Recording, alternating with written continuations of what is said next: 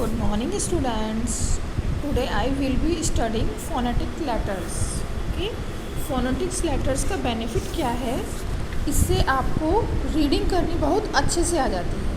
ठीक है, देखिए phonetic letters small letter cursive writing. ये है, इसको ए है, इसको हम बोलेंगे ए, ब, क, ड, ए, फ, ग, ह, इ, ज, क, ल, म, न, ओ, प, क, र, स, ट, अ, व, श, य, ज. ओके, अब आपको देखिए रीडिंग कैसे करनी है.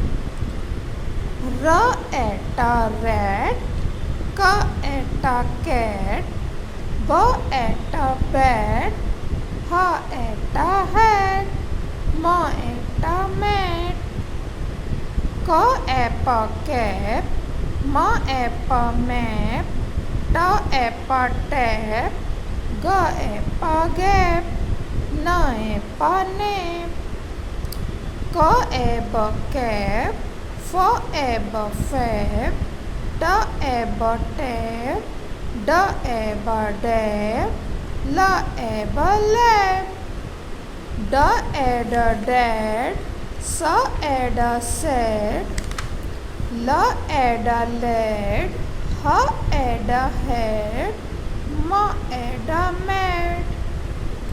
अभी हमने आपको ए वोवल्स के साउंड ही कराए हैं. आगे और दूसरी वीडियोज़ में और साउंड्स की बात कराएंगे. Okay, thank you.